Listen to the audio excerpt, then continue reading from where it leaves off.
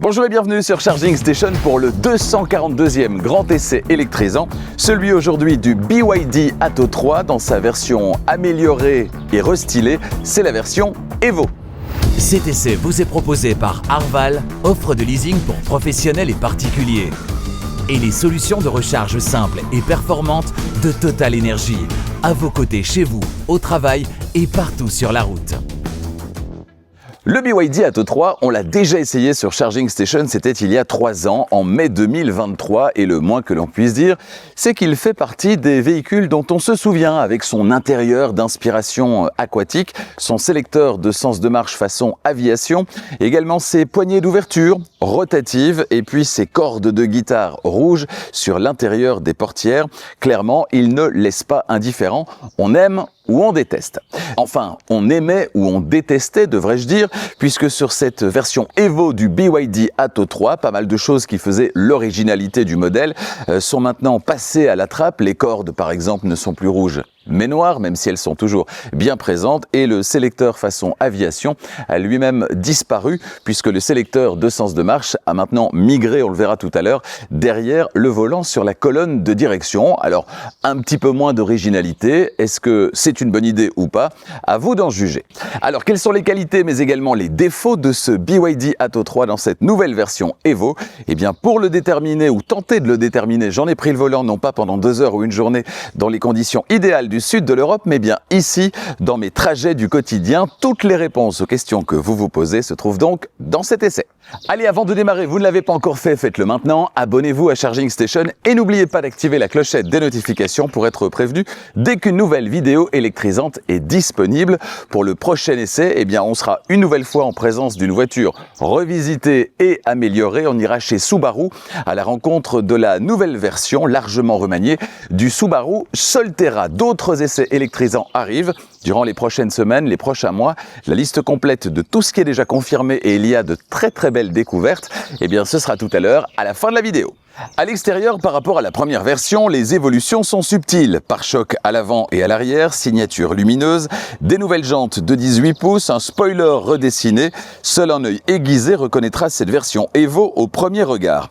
Contrairement à l'intérieur, on a toujours à l'extérieur de l'Atto 3 ce look un peu passe-partout de SUV compact qui doit plaire au plus grand nombre mais sans forcément déclencher le coup de cœur. On est ici en présence de la version Excellence à 4 roues motrices qui propose 2 séries des équipements qui ne sont pas présents sur la version design à 2 roues motrices, comme le toit ouvrant panoramique par exemple. Et vous, que pensez-vous de la ligne de ce BYD Atto 3 revisité?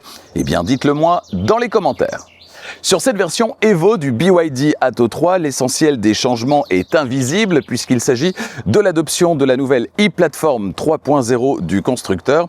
Cette plateforme qui d'ailleurs fait qu'en 2 roues motrices, le moteur électrique ne se situe plus à l'avant mais bien à l'arrière. On a donc une première version d'entrée de gamme à 2 roues motrices avec un moteur électrique synchrone à aimant permanent situé sur le train arrière qui entraîne donc les roues arrière. C'est la version design, et pour obtenir les 4 roues motrices, c'est le cas sur cette voiture d'essai, eh bien on a ajouté un moteur asynchrone à l'avant, puissance totale disponible 313 chevaux sur la version à 2 roues motrices, c'est déjà très confortable, et jusqu'à 449 chevaux sur cette version à 4 roues motrices. Les chiffres, vous le voyez, sont plutôt impressionnants. Concernant le poids, on sera sur 1880 kg sur la version design à 2 roues motrices. Cette version Excellence pèse 110 kg de plus, c'est-à-dire 1990 kg, 1990 kg. Et concernant la charge tractable, eh bien ce sera 1500 kg si la charge est freinée. Si la charge n'est pas freinée, 750 kg. La batterie qui sera chargée d'alimenter le ou les moteurs électriques, c'est une batterie à la chimie LFP, lithium fer phosphate, avec laquelle vous allez pouvoir recharger au quotidien à 100%, puisque chimie LFP, le tout en respectant évidemment les consignes du constructeur. La technique est celle du Cell to Body, c'est-à-dire que la batterie blade de BYD fait partie intégrante de la structure, elle est intégrée au châssis. L'autonomie maximale annoncée est de 470 km, 470 km sur cette version à 4 roues motrices. Si vous cherchez l'autonomie maximale, optez donc pour la version à 2 roues motrices, toujours très puissante, avec ses 313 chevaux, je vous le disais, et qui vous permettra d'obtenir 40 km d'autonomie supplémentaire, c'est-à-dire 510 km. Alors 470, 470 avec cette version, c'est en théorie. Combien dans la vraie vie? Je vous en reparle tout à l'heure. Pour recharger la batterie qui se trouve sous le plancher entre les 4 roues, eh bien ça se passe par ici, à l'arrière du côté droit, avec quand on ouvre la trappe, ouverture manuelle évidemment, et c'est très bien comme ça, eh bien la présence des 2 connecteurs habituels. Celui qu'on va utiliser le plus régulièrement, c'est celui situé en partie supérieure, le connecteur de type 2 pour la recharge sur le courant alternatif, celui qui circule dans nos rues et dans nos maisons. Malheureusement, moi j'aime bien quand il n'y a pas de petit cache à retirer systématiquement, certainement pour le connecteur de type 2. Ici, il y en a un, mais ce n'est pas bien grave. Alors, il est relié à un chargeur embarqué de 11 kW, c'est la norme aujourd'hui en 2026. Et au niveau des temps de recharge, on est sur des temps de recharge, vous le voyez, tout à fait standard. Là où par contre, il y a une grosse amélioration en termes de puissance de recharge acceptée et donc de temps de recharge, c'est sur le courant continue. Là, je retire le deuxième petit cache et j'ai la somme des 2 connecteurs, le connecteur combo CCS pour recharger sur des gros superchargeurs. Et dans ce cas-là, eh bien, vous constaterez que le temps de recharge a chuté drastiquement depuis la première version. C'était pas vraiment son point fort, c'est le moins qu'on puisse dire, puisqu'elle plafonnait à 89 kW de puissance maximale de recharge acceptée. C'est pas très élevé. Ici, on est maintenant à 220 kW, ce qui est énorme. Ça veut dire que vous allez pouvoir recharger de 10 à 80% en théorie en 25 minutes, ce qui est très bien. Le bon, il est énorme et ça fait partie des gros plus de cette version Evo du BYD Atto 3. Alors, la théorie, c'est 25 minutes, mais dans la vraie vie, qu'est-ce que ça donne? Est-ce qu'elle les tient, ces 25 minutes? Eh bien, j'ai rechargé pour vous, j'ai testé ça, regardez. Me voici à une station de recharge Total Energy, un tout nouveau hub de recharge. Alors, je ne l'ai pas trouvé via l'application Charge Plus de Total Energy. Non, je l'ai trouvé parce que j'y suis venu cette semaine à l'occasion de son inauguration. Donc, c'est vraiment un tout nouveau hub de recharge avec 4 stèles, 8 connecteurs au total, 400 kW délivrés par stèle et puis des petites astuces supplémentaires qu'on détaillera dans un instant. Alors, je suis à 10% de batterie et pour arriver ici avec 10% de batterie, eh bien, je me suis basé sur le système d'infodivertissement de la voiture, Google Maps, le planificateur de Google qui normalement donne précisément le pourcentage de batterie à l'arrivée. Sauf que dans ma Polestar 2, ça fonctionnait très bien. Dans cette voiture, ça semble être un petit peu plus compliqué. La voiture annonçait que j'allais arriver ici avec 3%, alors qu'en fait, pas du tout. J'ai dû accélérer quelquefois très franchement pour consommer davantage, pour atteindre la station de recharge avec 10%. Normalement, j'aurais pu arriver ici avec 12, 13 ou même 14%. Donc il y a un gap qui est assez énorme de 10% entre ce que la voiture consomme réellement et le pourcentage réel de la batterie de la voiture et ce que le système d'infodivertissement imaginait être la réalité qui ne l'était pas du tout.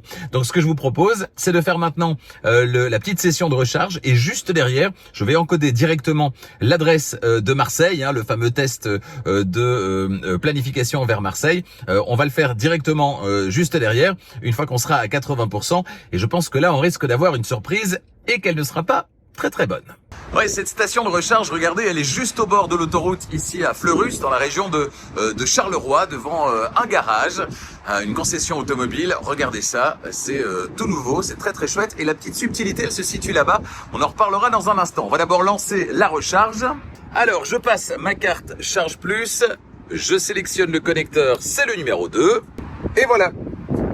Démarrage de la recharge à 16h35, c'est facile. 16h35 plus 25 minutes, ça nous amène à 17h. Alors, il fait exactement 16 degrés à l'extérieur. Et la voiture, on le sait, peut accepter jusqu'à 220 kW. On est pour l'instant à 170 kW. J'ai activé manuellement le préchauffage, le préconditionnement de la batterie via le système d'infodivertissement. Ça se passe, vous le voyez ici. Voilà, et j'ai roulé un bon 40 minutes. Donc, a priori, suffisamment pour que la batterie soit à bonne température, d'autant plus que les températures à l'extérieur ne sont pas très fraîches. Bon, est-ce que dans 25 minutes à 17h, on sera à 80%? Eh bien, on est déjà, vous le voyez, à 13%. On viendra refaire un petit tour dans quelques minutes. En attendant, on va aller voir les spécificités de cette station de recharge, de ce hub de recharge. Alors, première bonne nouvelle, il y a du Wi-Fi disponible sur ce hub de recharge.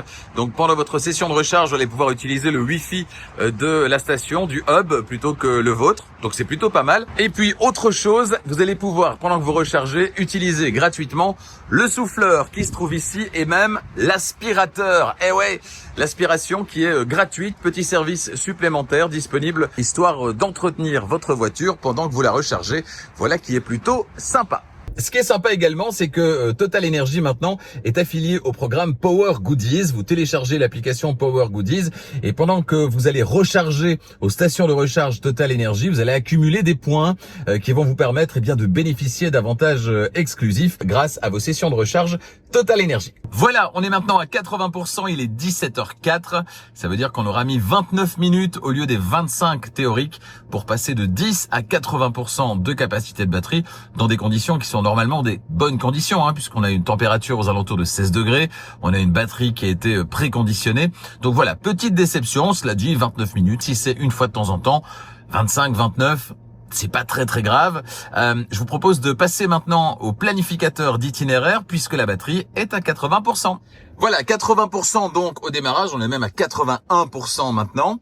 Je vais simuler ce fameux trajet vers Marseille et je pense qu'on va avoir une surprise qui n'est pas très bonne. Voilà, Marseille, France, c'est parti. La surprise, effectivement, n'est pas très bonne. Ce système, normalement, de Google Maps et le planificateur de Google Maps fonctionne très bien. C'était le cas, en tout cas, dans ma Polestar 2 à l'époque. Et là, je ne sais pour quelle raison, mais la voiture propose un itinéraire qui est très cohérent, mais par contre, des recharges, des pauses de recharge complètement incohérentes. Elle propose 2 arrêts de recharge, dont le premier ici de 43 minutes, le deuxième de 34 minutes. Alors, 2 arrêts de recharge pour atteindre Marseille au départ du sud de Bruxelles, autant vous dire que ça va être largement insuffisant. Gros bug du système de navigation et c'est dommage. Bon, j'imagine que ça pourrait être corrigé via une petite mise à jour, mais ça aurait été chouette de la faire avant. Voilà. Donc pas très convaincant, en tout cas pour l'instant. Vous nous direz évidemment dans les commentaires si vous regardez cette vidéo un petit peu plus tard. Là, nous sommes début mai 2026. Si vous regardez cette vidéo un petit peu plus tard, dans quelques semaines, dans quelques mois, vous nous direz évidemment s'il y a eu une mise à jour ou si le système de navigation propose toujours des résultats aussi farfelus. Déception donc, on va revenir en arrière et poursuivre cette vidéo. Notez pour être tout à fait complet que d'une part la pompe à chaleur est de série sur les 2 versions du BYD Atto 3 Evo et puis d'autre part il est compatible V2L, c'est-à-dire que vous allez pouvoir alimenter à partir de la batterie de la voiture des appareils électriques externes avec une puissance maximale acceptée de 3,3 kW. Ça va peut-être pas vous servir tous les jours, mais si vous êtes adepte des sorties en famille ou en forêt, ça peut être très utile. L'ouverture du haillon, elle est électrique et grâce à l'optimisation réalisée au niveau de l'agencement des différents éléments sur la plateforme e-Platform 3.0 de BYD, le coffre gagne 50 litres, ce qui n'est pas anodin. Il passe donc à 490 litres, 490 litres avec la banquette arrière 60-40 en place, voilà qui devient plutôt intéressant. Banquette arrière complètement rabattue, le volume disponible passe à 1360 litres et dans le coffre, on va retrouver une tablette souple que vous allez pouvoir enrouler et retirer évidemment, 4 anneaux et un petit sous-coffre qui pourra accueillir le câble de recharge. Là ou bien sous le capot, c'est possible également puisqu'il y a un nouveau frunk sous le capot à la capacité plutôt généreuse, près de 100 litres. Dans la suite de cet essai, je passe à l'avant, je vous fais découvrir le tableau de bord largement revisité de ce BYD Atto 3 Evo. Me voici en attendant à l'arrière, y est-on bien installé? Si vous avez vu la vidéo premier trajet, vous savez que le petit bémol à l'arrière quand on est grand, c'est l'espace disponible au-dessus de la tête. Il n'y en a pas tout simplement quand on mesure 1m90, 1m90, ce qui est mon cas. Par contre, au niveau des genoux, avec le siège avant réglé pour moi, pas de problème, ça passe, les pieds je peux les glisser sans problème en dessous du siège avant et comme sur la plupart des voitures électriques avec évidemment la banquette qui est placée très bas et le plancher qui est plutôt haut en raison de la présence du pack de batterie juste en dessous, j'ai un angle ici qui n'est pas très favorable, mais par rapport à d'autres véhicules où je me suis parfois retrouvé comme ça, bon ici ça va plutôt bien, même si j'ai pas entièrement les cuisses qui reposent sur la banquette. On est confortablement installé, on est bien maintenu même au niveau du dos, ce sera le cas derrière le conducteur, derrière le passager. Concernant le passager central à l'arrière, il aura de la place au niveau des pieds puisqu'il n'y a pas de tunnel de transmission dans cette voiture et puis un petit peu moins de confort au niveau du dos puisqu'on a la présence évidemment de la coudoir centrale qui accueille également 2 porte-gobelets et donc ce sera forcément un petit peu plus rigide. Alors si on part du haut et qu'on descend, on a ici sur cette version supérieure Excellence un toit vitré ouvrant avec Velum électrique, mais c'est uniquement sur la version Excellence à 4 roues motrices. Et si je continue de descendre, on a des poignées, 1, 2, 3 pas de poignée pour le conducteur, mais on a, et c'est très malin, un porte-lunettes à cet endroit. Et concernant les deux poignées à l'arrière, on a également un petit crochet. Je descends encore, on a des poches aumônières derrière les deux sièges avant, donc ça c'est très très bien. Et puis au centre, à l'arrière de la console centrale, les ouïes de ventilation et deux prises USB-C. Je pense avoir fait à peu près le tour ici à l'arrière. Ce qu'on remarque également, c'est que la finition est plutôt qualitative. Franchement, ça fait plaisir à voir. Et on a gommé un petit peu d'originalité, on le voit déjà ici, avec la poignée rotative qui est plus discrète, avec les cordes qui ne sont plus rouges. Donc ça reste original, mais beaucoup moins que ça ne l'était sur la première version. Et donc ce sera sans doute plus consensuel. Ça plaira au plus grand nombre sur cette version. Et ça, on va surtout s'en rendre compte à l'avant. Je le disais dans ma vidéo premier trajet, l'intérieur de cette nouvelle version de l'Atto 3, eh bien, il a clairement gagné en qualité perçue en gommant certaines originalités qui pouvaient être rédhibitoires pour une partie du public, comme les cordes rouges sur les portières ou encore l'univers marin un petit peu trop présent. Mais l'Atto 3 reste un Atto 3 avec des cordes toujours présentes mais de couleur noire et puis une planche de bord qui a gagné en qualité perçue en devenant plus cossue grâce à l'utilisation de matériaux plus valorisants. Un nouveau volant fait également son apparition, un volant qui reprend une surpiqûre de couleur orange, une couleur qu'on retrouve également sur la planche de bord, les sièges et les ouïes de ventilation. Ces accents de couleur sont plus subtils que chez Cupra par exemple, voilà qui apporte une touche d'originalité sans en faire des caisses. Rien à dire concernant les assemblages, c'est toujours très très bien réalisé. Certains constructeurs européens feraient d'ailleurs bien de s'en inspirer. Et vous, que pensez-vous de cet intérieur revisité à bord du BYD Atto 3 Evo? Eh bien, dites-le moi dans les commentaires. Allez, c'est parti pour la description du tableau de bord. Sur la portière conducteur en partie haute, on a donc la commande rotative d'ouverture de la portière qui accueille une enceinte du système audio juste au centre. En partie intermédiaire, les vitres électriques, rétroviseur électrique rabattable à la demande et le verrouillage centralisé. Et puis en partie basse, le vide-poche qui accueille aussi la commande d'ouverture-fermeture électrique du haillon.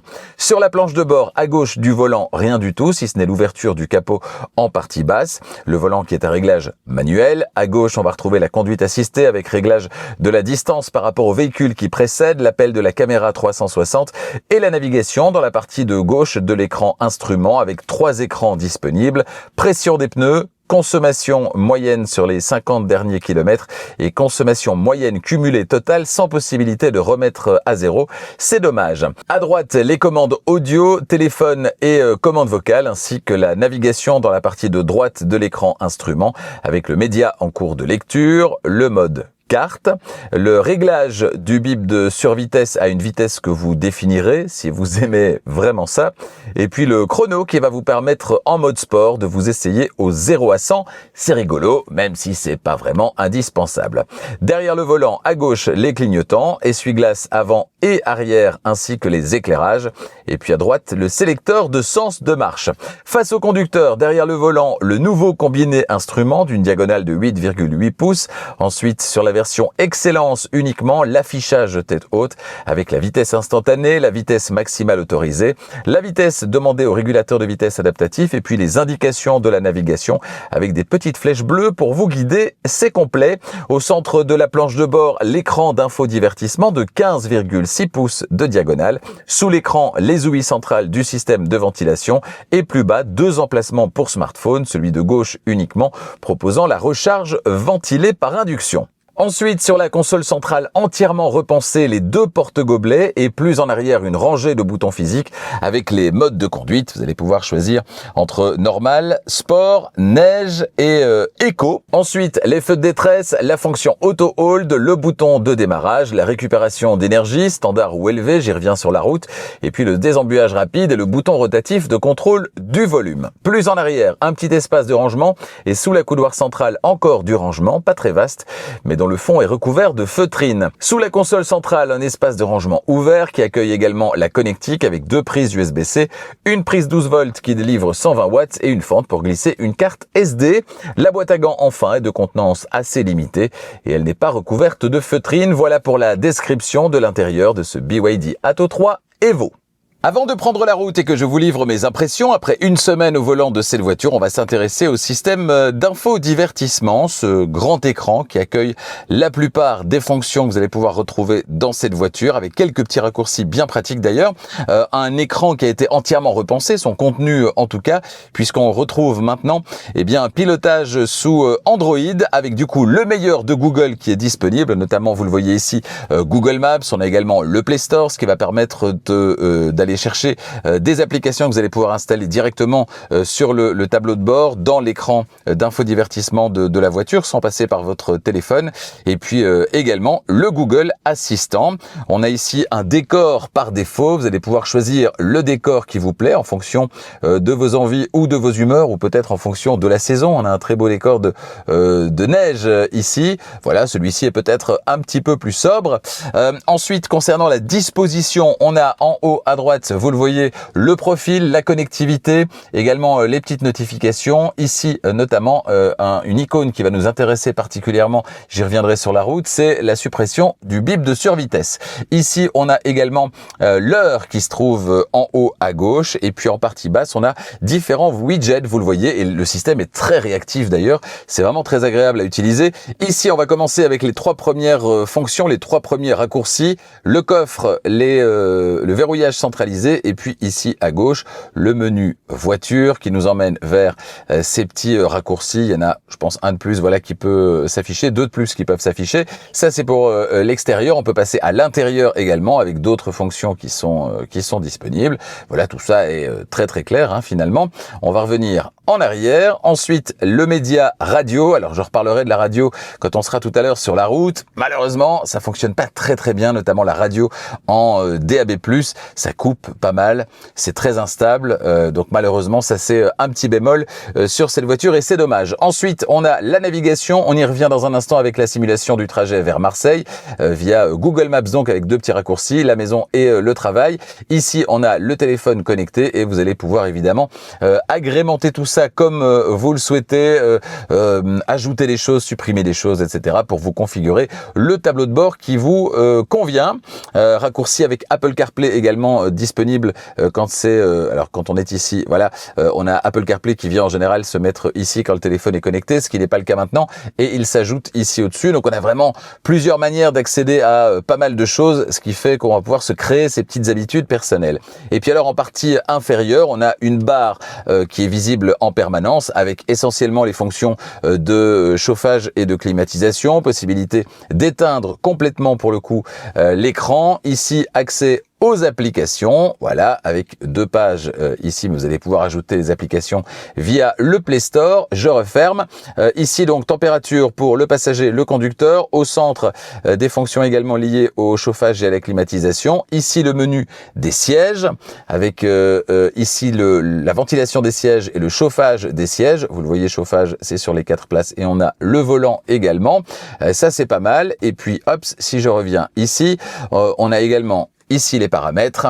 Vous allez pouvoir naviguer dans un menu à la Tesla, hein, vous le voyez, c'est très très bien organisé, c'est plutôt pas mal. Alors c'est en anglais, j'ai pas trouvé comment le mettre en français, mais j'imagine que ce sera disponible ultérieurement, ou alors j'ai pas trouvé exactement où ça se trouvait. Pour démarrer, pas besoin de pousser sur le petit bouton de démarrage juste ici, même s'il est bien là. Pied sur le frein, vous choisissez simplement D ou R avec le sélecteur de sens de marche et vous vous élancez. D'ailleurs, élancer, c'est le mot, hein, propulser, pas mal également. Tant les 449 chevaux de cette version à 4 roues motrices ne demandent qu'à se dégourdir les pattes. En fallait-il autant? Non, mais s'ils sont là, c'est bien aussi. On ne va pas bouder son plaisir. Les sièges qui équipent cette voiture sont très confortables, ils maintiennent très correctement également.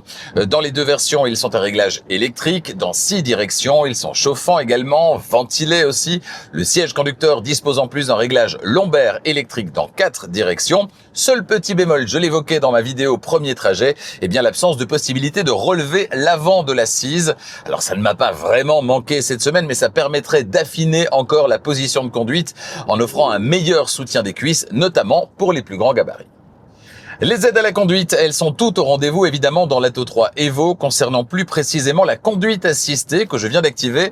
Combinaison régulateur de vitesse adaptatif, centrage sur la voie de circulation. Eh bien on a ici un système qui est bien calibré, qui assure un centrage qui est solide sur la voie de circulation tout en vous rendant la main quand vous la demandez pour dépasser par exemple. Vous ne devez donc pas vous battre avec le système, c'est fluide, tout comme d'ailleurs les adaptations quand quelqu'un vient s'insérer devant vous ou que vous vous rapprochez de la voiture qui précède. C'est vraiment bien. Et puis concernant les bips qui peuvent être agaçants, couper celui de survitesse peut se faire très facilement, notamment via la petite icône, on l'a vu ici en haut de l'écran d'infodivertissement. Et si vous voulez en couper davantage, eh bien, mais selon moi ce n'est pas nécessaire, eh bien vous pouvez le faire ici en les plaçant idéalement dans le menu qui vient du haut. Allez. Un petit bémol quand même, l'alerte d'attention du conducteur, qui pourrait être un rien moins tatillonne, mais c'est vraiment pour chipoter. Disons que quand vous regardez l'écran instrument ou l'écran d'infodivertissement de manière un petit peu trop appuyée, c'est bam, rappel à l'ordre assuré, mais c'est peut-être un peu logique aussi. À noter que le volume également des différentes alertes n'est pas très élevé, ce qui fait qu'on les accepte plus facilement finalement ces alertes, et peut-être que d'autres constructeurs du coup pourraient s'en inspirer. Alors, mettons les choses au clair concernant le comportement de cette voiture. Non, ce n'est pas une voiture sportive. Les 449 chevaux vont donc davantage vous servir à vous insérer plus facilement sur l'autoroute, à dépasser plus vite sur National, histoire d'être le moins longtemps possible sur la voie à contresens, plutôt qu'à faire de la course de côte. Elle n'est pas faite pour ça. Cette voiture n'a pas le comportement le plus aiguisé de la catégorie. Certaines concurrentes font nettement mieux sur ce terrain-là, mais ça va pas l'empêcher de proposer un agrément de conduite qui est très correct pour la conduite de tous les jours et pour se faire plaisir. On l'a vu, il y a différents modes de conduite disponibles également, mais là c'est du classique. Et à la question de savoir ce qu'apportent les 4 roues motrices, j'ai vu passer cette question cette semaine suite à la publication de la vidéo premier trajet, eh bien la réponse est simple. Équipé de pneus adéquats, ça veut dire plus de facilité sur route glissante, sur la neige par exemple, mais à moins que ce ne soit le cas chez vous 3 mois par an, franchement la version à 2 roues motrices, elle fera largement l'affaire. Si vous l'équipez elle aussi de pneus adéquats, cela va sans dire. La gestion des bruits, elle est assez convaincante sur cette voiture avec une belle maîtrise des bruits de roulement et des bruits aérodynamiques. Cette semaine, il a fait plutôt venteux et donc à haute vitesse. Évidemment, je n'ai pas échappé à quelques bruits aérodynamiques, mais franchement, dans l'ensemble, tout ça est bien maîtrisé. Vous profiterez donc du système audio proposé, un système qui est le même sur les deux versions, système à 8 haut-parleurs qui propose un son qui est de bonne qualité, mais malheureusement, la partie radio, elle est clairement moins bien maîtrisée, c'est pas au point. La radio numérique en DAB+, elle décroche très souvent, ce qui est particulièrement désagréable. Parfois, ça switch sans prévenir sur une autre radio. Parfois, il n'y a plus de son, c'est très aléatoire et c'est vraiment dommage. Le diamètre de braquage de l'Atto 3 Evo, c'est 10,8 mètres. Alors ça, c'est un chiffre, ça veut peut-être pas dire grand-chose pour vous. Dans les faits, ce que je peux vous dire, c'est que ce SUV, s'avère être plutôt maniable et le conducteur peut également compter pour l'épauler sur un système de caméra à 360 degrés qui est performant, avec une belle définition, ce qui va permettre de bien voir les alentours de la voiture et donc de se rassurer dans les parkings et plus globalement dans les espaces exigus. Alors, petite bizarrerie tout de même, la caméra, vous pouvez l'appeler avec la touche sur le volant juste ici, même quand vous roulez vite, très vite, sur National comme ici ou sur autoroute, ce qui n'est absolument d'aucune utilité. Dans quasiment toutes les voitures, le système de caméra ne fonctionne pas au-dessus de la vitesse du pas ou un peu plus. Ici, c'est tout le temps accessible. Pourquoi pas? Et puisqu'on parle de la caméra, le rendu, il est très convaincant. Regardez ce que ça donne. Franchement, les différents réglages, les différentes vues disponibles sont très convaincantes là également. C'est une nouvelle fois un très beau point. Pour gérer la récupération d'énergie au lever de pied de l'accélérateur, BYD a fait simple. Trop simple peut-être, pas de palette derrière le volant, simplement un bouton idéalement placé ici sur la console centrale. Jusque-là, tout va bien. Là où ça se gâte, c'est quand on évoque la puissance maximale de la récupération d'énergie quand on lève le pied. En mode standard, en étant quasi roue libre, ok, mais sur high, élevé, c'est à peine plus mordant et c'est dommage. Les recours à la pédale de frein seront donc permanents car inévitables. Pas de conduite à une pédale donc sur cet Atto 3 Evo et on ne peut même pas dire qu'on s'en rapproche un peu à aucun moment. Les inconditionnels de cette fonction le regretteront et j'en fais partie. Alors oui, bien sûr, ça récupère aussi l'énergie si on gère correctement l'appui sur la pédale de frein, bien sûr, mais là n'est pas le problème. On n'a tout simplement pas dans cette voiture l'agrément offert par un vrai One Pedal Drive qui permet de tout faire accélérer et freiner jusqu'à l'arrêt complet avec l'accélérateur, la pédale de droite. Ce n'est pas disponible ici. Feu de jour à LED et phare LED avec allumage automatique et basculement automatique feu de route, feu de croisement. Voilà ce que proposent les deux versions de l'Atto 3 Evo. Dans les faits, ça fonctionne presque correctement, même si je dois avouer que cette semaine, je n'ai eu aucun appel de phare réprobateur. J'ai quand même trouvé que la voiture mettait un peu trop de temps parfois à revenir en feu de croisement quand quelqu'un arrivait en face. Plusieurs fois, j'ai hésité à rebasculer moi-même en feu de croisement, ce qui n'est pas très confortable. À l'intérieur, l'éclairage est personnalisable, mais pas autant que ce que le visuel sur l'écran d'infodivertissement laisse supposer. Un bug, peut-être, je ne sais pas.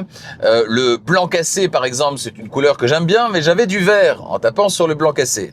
Étrange. L'autonomie théorique, 470 km en cycle mixte norme WLTP sur cette version à 4 roues motrices.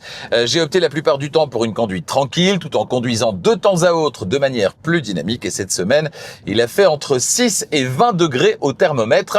Sur l'ensemble de la semaine, j'ai parcouru au total plus de 500 km avec au moins 2 trajets par jour de 50 km. Mes trajets domicile-travail du quotidien, avec à chaque fois une remise à température du véhicule qui dort dehors chez moi et dans un garage fermé sur mon lieu de travail, des trajets domicile-travail qui se font majoritairement sur autoroute. En ce qui me concerne, je vous le rappelle, c'est important, en tenant compte de tous ces paramètres, eh bien je suis arrivé à une moyenne de 18,5 kWh au 100 et cette valeur elle va m'autoriser près de 400 km réels sur une recharge complète, donc de 100 à 0% dans les conditions de parcours et météo de cette semaine. On a ici une valeur qui n'est pas si éloignée que ça de la valeur WLTP, malgré que je fasse beaucoup de mes parcours sur autoroute. Bref, combiné à une vitesse de recharge sur le courant continu qui s'est largement améliorée, qui fait partie maintenant des meilleures de la catégorie, certainement avec une architecture 400 volts, eh bien l'offre est désormais extrêmement sérieuse et convaincante. La concurrence n'a qu'à bien se tenir. Allez, les prix, les voici à présent pour la Belgique, la France et la Suisse. Je vous mets tout ça ici. 43 990 €, 43 990 €, c'est le prix de base en Belgique de cette version supérieure, la version Excellence à 4 roues motrices. Et sur cette voiture d'essai, il y a une seule option, le Atlantis Blue, cette peinture bleu ciel qui est très très jolie, qui lui va plutôt bien. C'est facturé 750 €. 6 couleurs sont disponibles au total et la couleur sans supplément, c'est l'autre bleu, le Iris Blue. L'autre choix possible sans supplément concerne l'intérieur, gris foncé ou comme ici, beige. Et puis il y a les frais de livraison, 990 €, 990 € en Belgique. Total de la facture en Belgique, 45 730 €. Attention, il y a pas mal de petites promotions pour le lancement de cette nouvelle version Evo du BYD Atto 3. Vous pouvez économiser quelques milliers d'euros dans certains cas. Surfez donc sur le site internet de BYD qui correspond à votre pays. Voyez quelles sont les promotions éventuellement disponibles actuellement. Configurez votre BYD Atto 3. Il n'y a pas beaucoup d'options, ça va aller très très vite. Et déterminez votre prix. Toujours concernant le prix, Arval, partenaire de Charging Station, vous propose des solutions de location longue durée, de leasing pour les entreprises, mais également pour les particuliers. Alors, deux avantages principaux à cette formule de location long terme. C'est d'une part que la valeur résiduelle, ce n'est pas votre problème. Combien vaudra la voiture dans 2 ans, 3 ans ou 4 ans à la fin du contrat? Eh bien, peu importe, ce n'est pas vous qui prenez le risque de cette valeur résiduelle, c'est la société de leasing. Et dans le contexte de transformation technologique que nous connaissons, c'est une excellente chose pour vous. Et puis autre chose, eh bien le fait que tout soit inclus dans la mensualité que vous payez, cette mensualité qui est toujours la même du premier au dernier mois, elle inclut la mise à disposition du véhicule bien sûr, mais également tous les frais qui gravitent autour, ce qui vous permet de largement maîtriser votre budget. Vous devez juste ajouter le carburant en fonction de votre utilisation. En l'occurrence ici, l'électricité, c'est tout, tout le reste est compris, les taxes, l'entretien, l'assurance, le remplacement des pneus, etc. etc. Pour ces deux bonnes raisons, mais il y en a plein d'autres, eh bien n'hésitez pas à surfer sur le site internet d'Arval qui correspond à votre pays, demandez une offre, ça n'engage à rien, voyez tous les avantages détaillés sur le site par rapport à cette formule de leasing, private lease pour les particuliers, leasing opérationnel pour les entreprises, comparez et voyez ce qui est intéressant pour vous. Voilà une évolution du BYD Atto 3 qui, sous certains aspects, passe plutôt pour une révolution. Je pense par exemple à la partie technique, l'essentiel de ce qui est modifié, l'essentiel des nouveaux avantages, eh bien, ne se voit pas forcément. La partie technique avec l'adoption de cette nouvelle plateforme e-Platform 3.0 de BYD et notamment le temps à attendre à côté de la voiture quand vous êtes sur un long trajet qui va drastiquement chuter avec cette puissance maintenant acceptée de 220 kW sur le courant continu contre 89 auparavant. Voilà qui va permettre à cette voiture d'être beaucoup plus polyvalente que dans sa première version. Le style évolue également avec davantage de sobriété tout en restant attaché à certaines originalités à l'intérieur comme les cordes de guitare ou encore la commande rotative d'ouverture des portières. Et puis la qualité perçue progresse avec un nouveau volant et de nouveaux matériaux plus valorisants. Sur la route, l'Atto 3 offre beaucoup de puissance, même en deux roues motrices, et un comportement qui est rassurant, sans avoir la précision de concurrents plus affûtés. Mais achète-t-on un Atto 3 pour la conduite sportive? Sans doute pas. En résumé, on a donc ici une très belle proposition à laquelle il ne manque, c'est mon avis, qu'une seule chose à laquelle je suis particulièrement attaché. Il s'agit de la conduite à une pédale, voilà qui malheureusement chagrinera les amateurs de cet équipement dont je fais donc partie. Et puis on aimerait également une partie radio un petit peu moins capricieuse. Pour le reste, cette voiture est donc parfaitement recommandable. À bientôt sur Charging Station, merci d'avoir suivi ce grand essai électrisant. On se retrouve dans 2 semaines avec chez Subaru le Solterra, lui aussi revisité et amélioré. On ira ensuite chez Mercedes à la rencontre du concurrent du Volvo EX60 que j'essaierai cet été sur Charging Station et puis également de la BMW iX3 déjà essayé sur Charging Station. Il s'agit chez Mercedes donc du GLC. Toujours au mois de mai, on ira chez Xpeng à la rencontre d'une autre voiture très prometteuse, notamment concernant son temps de recharge de 10 à 80% de 12 minutes. Je vous en parle toutes les semaines, mais c'est un point extrêmement positif concernant cette voiture. Il s'agit de la Xpeng P7 Plus. En juin, on ira entre autres chez Subaru, avec cette fois une nouveauté, nouveau modèle, le Subaru Uncharted. Je vous en parlerai après une semaine au volant. Le Subaru e-Outback pour les familles sera lui aussi à l'essai en juin sur Charging Station. Et puis chez Renault, on essaiera la Renault Twingo. Elle est craquante. La petite grenouille est de retour. J'en prendrai le volant pendant une semaine. Et puis retour chez Mercedes où je prendrai pour vous le volant du GLB. Le nouveau GLB sera donc à l'essai lui aussi bientôt sur Charging Station. Pour toutes ces bonnes raisons, n'hésitez pas à vous abonner si ce n'est pas déjà fait. Et n'oubliez pas d'activer la clochette des notifications pour être prévenu dès qu'une nouvelle vidéo électrisante est disponible. Au nom de toute l'équipe, merci 1000 fois de votre incroyable fidélité. Si vous avez aimé cette vidéo, n'hésitez pas à mettre un petit pouce, ça fait toujours plaisir. N'hésitez pas à la partager également, ça aide à faire grandir la chaîne.